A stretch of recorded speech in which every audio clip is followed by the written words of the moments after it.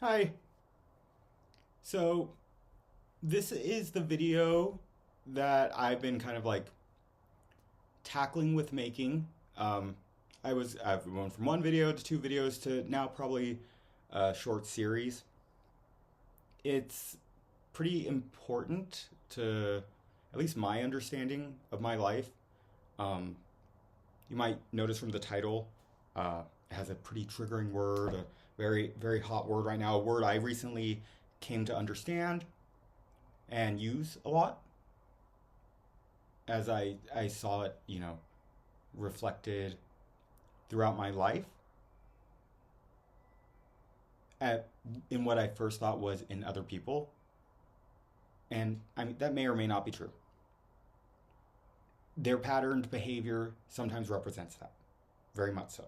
But that's nothing I have to worry about. I recognize those patterns also in myself. And that's why I think narcissist, despite being kind of a triggering word, is that makes it perfect for modern day shadow work. Especially because a lot of people are coming to see that aspect in other people and feel a lot of righteous and even expected heavy emotions about other people, though. That's the thing. That's classic projection. When we're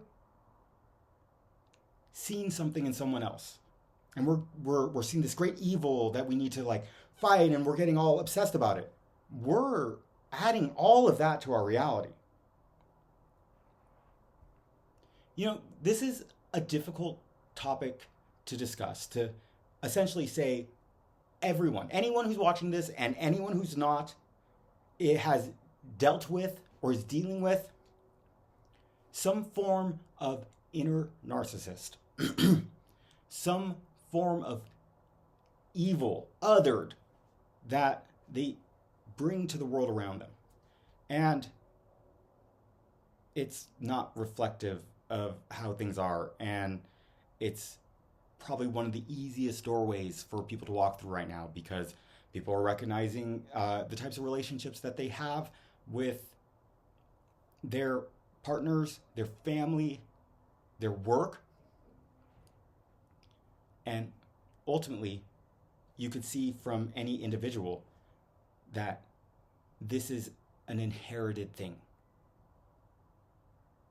And that shadow work or tackling the inner narcissist is a deeply profound experience that can take you to so many amazing places when you can learn to offer love to that part of yourself. One of the things that was so important to me going into my experience of recognizing this aspect of eventually myself was the idea of the problem being the solution. And I think maybe not by the end of this video, but by the end of the series of videos I do related on this topic, you'll see how something like your shadow traditionally, and it's honestly too soft. You're never going to be able to catch the shadow when you're calling it something like that. You need to expose it inside of yourself. But like I said, by the end of this, I think you'll see that there's a way that this aspect of your own being can be used or utilized or placed in such a way that it is an ally. It is connected to something else other than itself. When you live in a society where the idea is that no matter what it is you're doing, at least in the business world, right, the way everything is structured, that you're going to go for anything other than profit, when profit is the main incentive of our society and say like, oh, but we care about people too.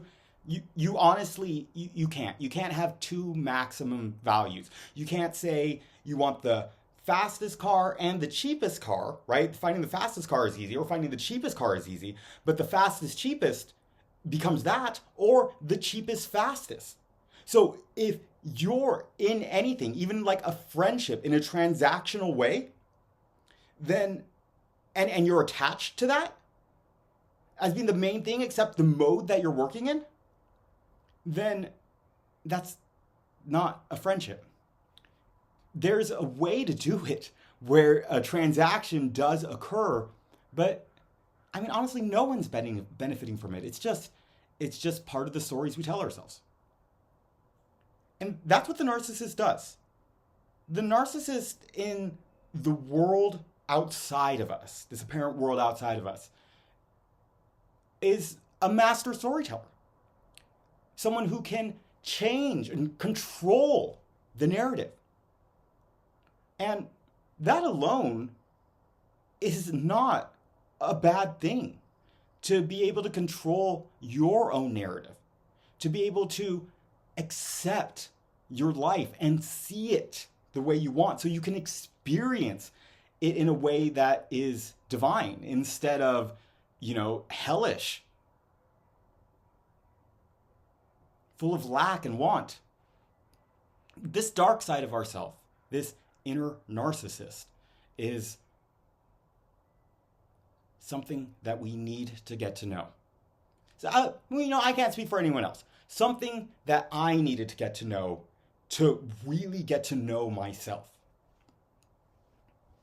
Having such a laid out personality type, as it said, but I honestly believe this is like a darkness in our cognition, in our way of perceiving. It's a natural darkness that is not our enemy either, though. But having such a good built-out system, calling it personality types and everything, and having it all structured, and actually being able to follow the pattern. Pattern recognition is what gets you there. Gives us such a great set of terms and ideas and concrete forms, at least in appearance, that we can use to look inside of ourselves. We could find our own flying monkeys inside of our being. We could see how probably one of the biggest problems is that we don't take accountability. And that's the whole thing. It's the other person. And maybe, and I mean, I've been in situations. So maybe, yes, absolutely, the other person did exhibit those things. And maybe you gave reactive abuse, or you masked for safety. But that's still a part of your being. That's still a part of who you are. If you're unwilling to accept that, then you are unwilling to change it. You're unwilling to see it. You can't even begin to transform parts of yourself if you don't see them. I'm coming in hot, but I think that's the only way, really. That's what helped me, was taking a hard, honest look at myself and admitting to myself the ways that I hurt others, the ways that I'm selfish or self-centered, and also accepting that those can transform into something called like self-love. But when you can kind of go beyond that kind of idea of one being good and one being bad, and seeing how they work together so that we can create a better world, that's everything. That's knowing yourself, right? The old axiom, know thyself. And if you only knew, I mean, you do, but if you could only always know. But you're perfect just as you are. But don't you want more? Don't you want a better life? Is the life you're leading amazing? Then great. I love it. And I support that. But if the life you're leading is full of suffering, I think you are exactly where you need to be. But I just guess I want to be that voice shouting into the wilderness saying, like, you are great. And you can know that just as you are, accepting all the parts of you. Not running from them, not hiding from them, at least looking at them.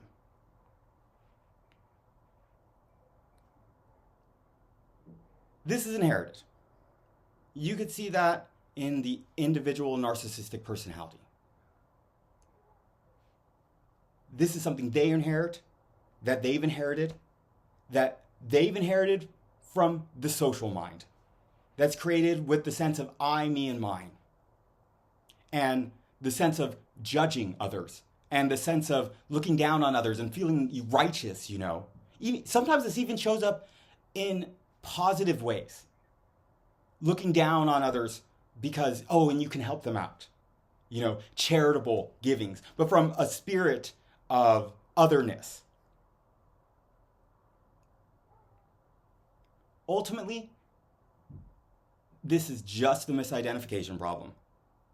This is just our inner witness becomes storyteller, telling stories like is its nature. And forgetting that that's not the true self. And that we can tell ourselves any stories we want. And if we fill our minds up with the idea that this world is so full of evil, and then you're going to see it everywhere. I promise you. You know, I came from a place in my mental space that was the worst. And I kept calling the worst to me. And now everything is transformed. Because I thought to myself, I didn't want to be anything like the person who I was calling a narcissist over and over.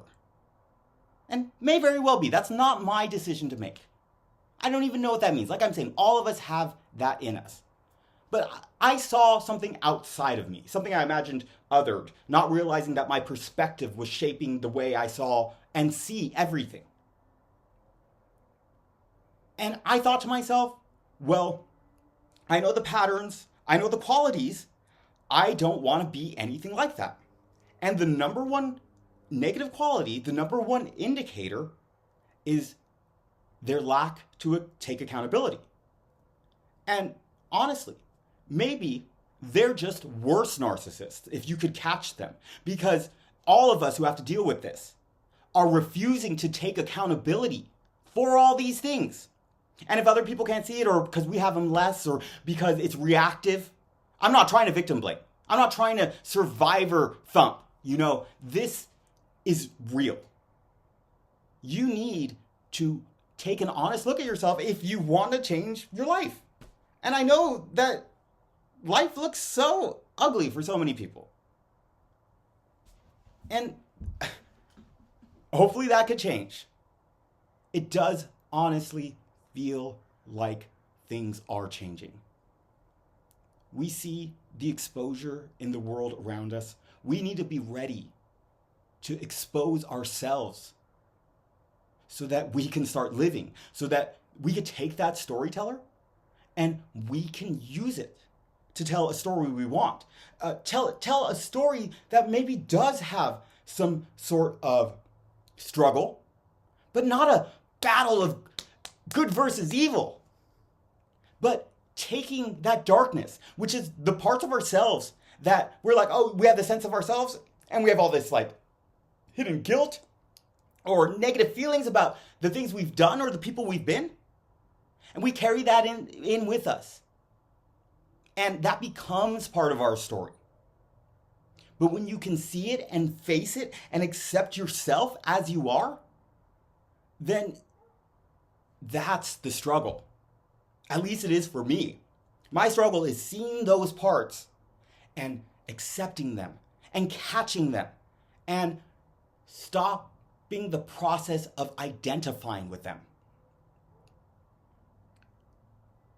The only way to gain real transformation is to expose all those parts of yourself. And the process is definitely not an easy one. The process is so subtle, so complex.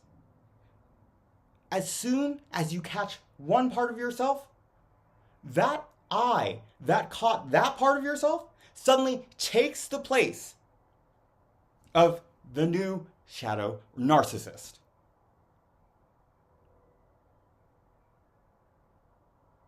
It's a shapeshifter within us. It's the real shapeshifter within us. But there's immense love to be found there, immense healing if we approach this, but honestly, using a little bit of force. If we don't give it the force, life will. Because this is such a difficult topic to approach, because it's like trying to catch the flame before the spark. I think it will be useful to use one of my favorite texts, the Devi Mahatmya. I've read it before years ago on my channel when it was something else, when I was someone else, when I was unwilling to see who I have always been. And it is about the goddess. The goddess in this tradition, in the Shakta tradition, is energy, Shakti. She is all the goddesses. There's numerous. And in the Devi Mahatmya, she saves the universe over and over. She does it by defeating these Asuras. These people use the word demon often, but sure.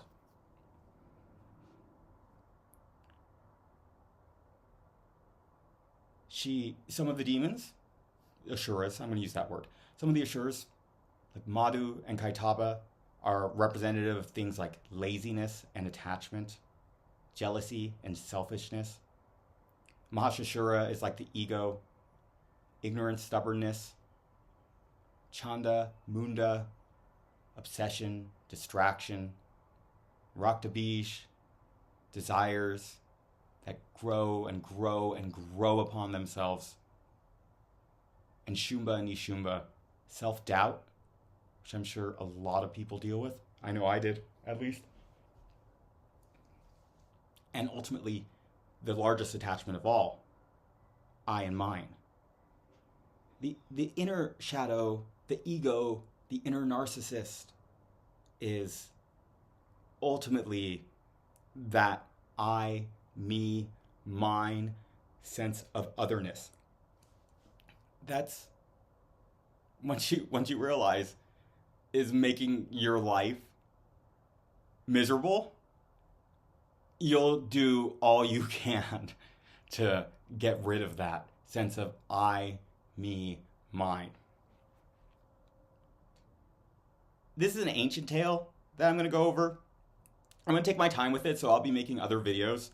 Honestly, I thought that I wanted to come in gentle here. I was trying to like word out, and then, you just have to do it. You just have to be brave. This is the whole thing. You're talking about fearlessness and stuff. Nothing is going to hurt you when you're looking inside of yourself. You might struggle to look at it, but once you do, it becomes easier and easier. So, that's definitely the most expressive anyone has seen me on here. But I think that's the what you get from it, right? The transformation. And I'm who's to say if I'm fully transformed? you get yourself back. You get your sense of wanting to do things and wanting to have something in your life. Again, the recognition of this is that all those parts of myself were perfect, just as they are. They're a reflection of the divine, however you want to see that. They're a reflection of something amazing, at least a divine intelligence.